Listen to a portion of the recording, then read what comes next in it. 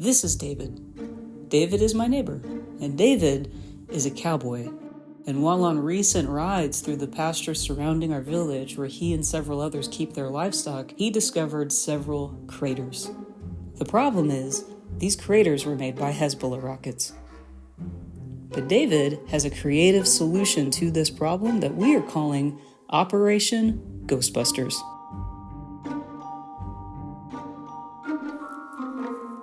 These are shrapnels that are left over from the missile that hit.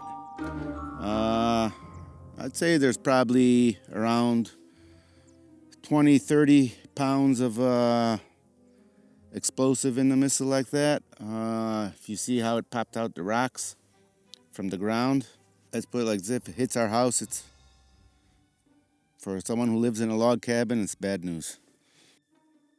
This crater is about 7 feet wide and about 3-4 feet deep.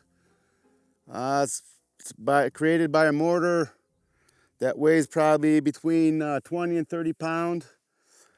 And explosive-wise, we're a half a mile outside of. There's a couple more craters like this around us.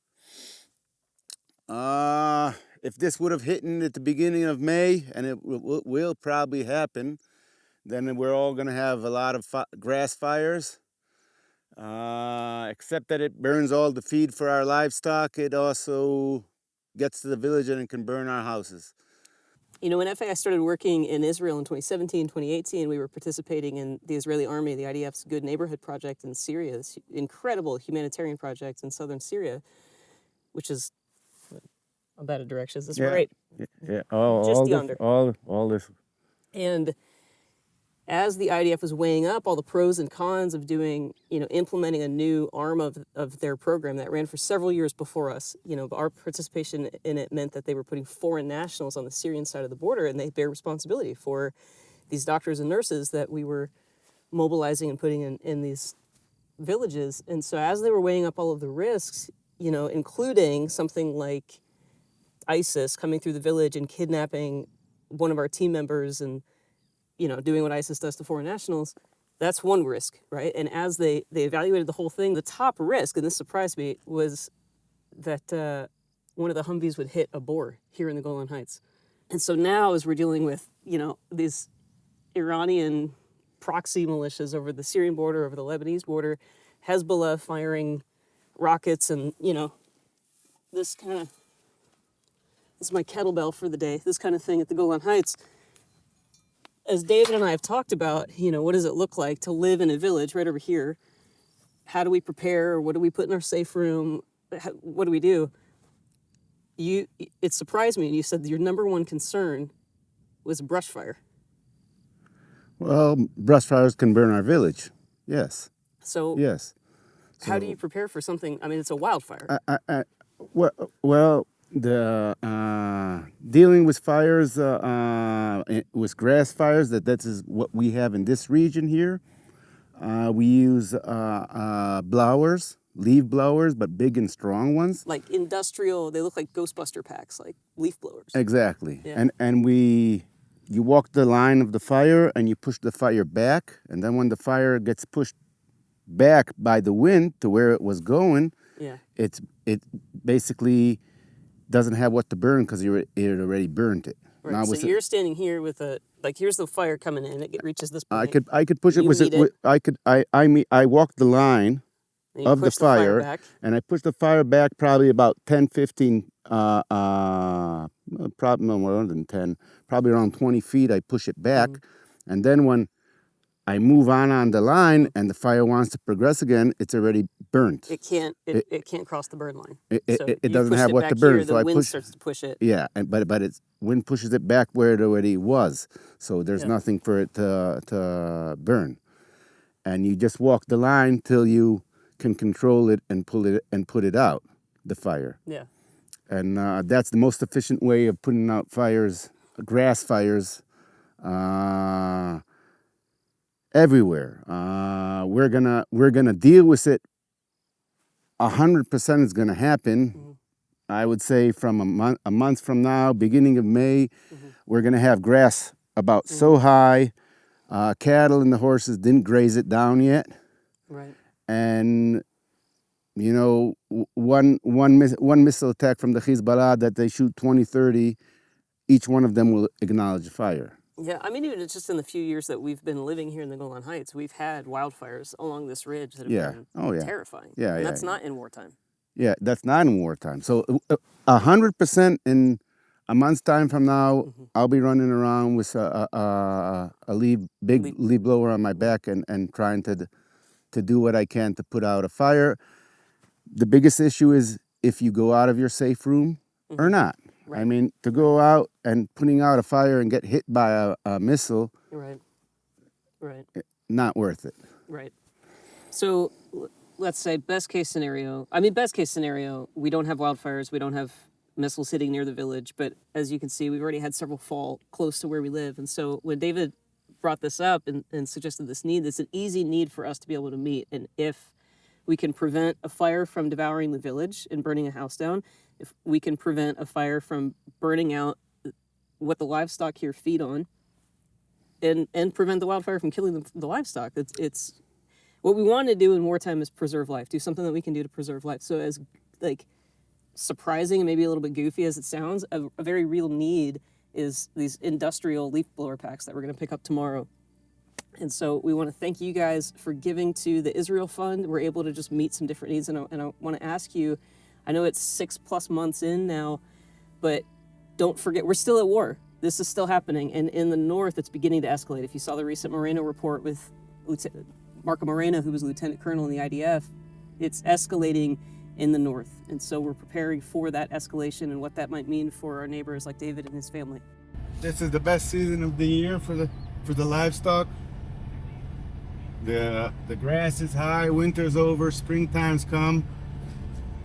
Calves are the cows are finishing to calve. Their mares are folding. And this is the richest season of the year for the pasture and for the animals that live in it.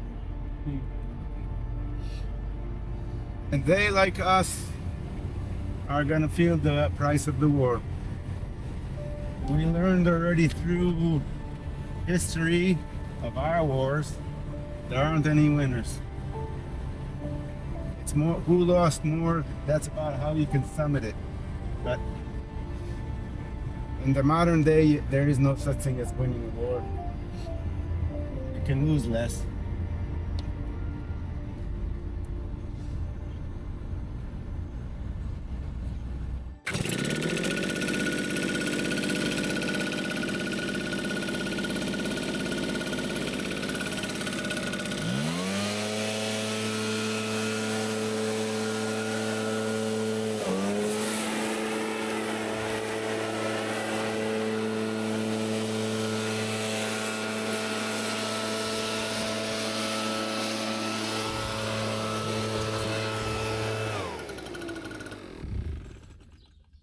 Ooh, Yeah. it's happening.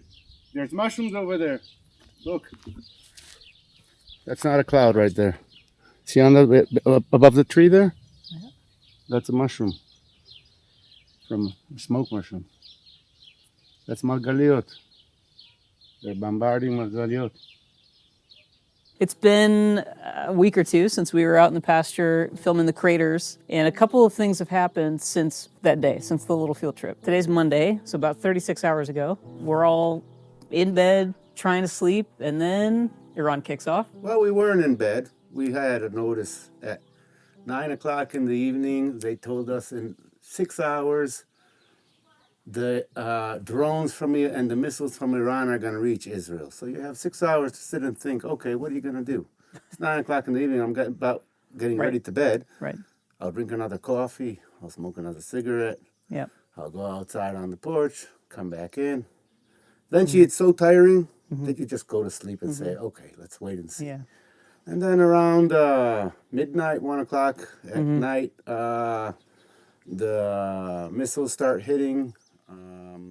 Our area up north here was basically hit by missiles that came in from Hezbollah, from Lebanon, that were coordinated with the Iranians. They shot up to the Hermon mountain, to the post there, but the Hezbollah as solidarity shot 100 missiles towards the Golan Heights. Yeah. So, first time when you're sleeping and you hear a boom, you kind of open one eye and say, okay, let's see. And then the boom, boom, boom. Right. And it gets louder, and then you get out of bed already. Right. And you start wandering around the house, going into the safe room, going out of the safe room, trying to figure out what's the right thing to do. Going outside to see if you can see something in the sky. But yeah, it was a sleepless night. Yep. And a sleepless Sunday to follow. So today's Monday. Now that we're filming this, we're hopefully all caught up on sleep, and thankfully nothing really touched down around here. But the other thing that's happened since we were out in the pasture is we did acquire 4 of these, what I call the Ghostbuster leaf blowers, these massive things. David just did a demonstration with us, dusting off the wood pile so you could see how strong they are. Do you feel better having those in hand? Oh yeah, definitely. As someone who puts out fires as a cowboy, that's what we use to put out fires. We don't use anything else. Most of the territories, when there's a fire, you can't reach it with the fire truck, and you can only reach it by foot. Right. And all the cattlemen in Israel use it. We learned it from the Australians probably 10 years ago. It is a very Aussie thing to do. Yeah. For grass fire, way to go, guys. For grass fires, that what works. Forest fire is something else. Right. We live in grass country. Right. Right now we got rains a couple days ago, so the grass will stay green for another couple weeks. Matters how hot it's gonna get. But I imagine by beginning of May, the grass will be dry. Yeah. And then when mortars and rockets start hitting, 99% there's a be a fire. Yeah. But in the meantime, last night there's good news. David and his wife welcomed Philly. Oh yeah. Am I saying this right? Yeah, Philly. I grew up in the military. I know nothing about horses, but in a way, life goes on. But even as we were filming and doing the demonstration, the Hezbollah fired on village. Yeah. Margaliot village right over on the hill, right over Kiryat Shmone, the major town in the area. The thing is, after the Iranian attack and the sleepless night, the day goes on, and the birds are twitching. Right. The mares are folding fillies. Yeah. And life goes on. Yeah. And you have to somehow balance between sanity and living your life and being in a war for 6 months already. Yeah. Well, but thank you guys again. We're grateful to get this done, and we love these guys. We love this village, and we love the Golan Heights. Till next time.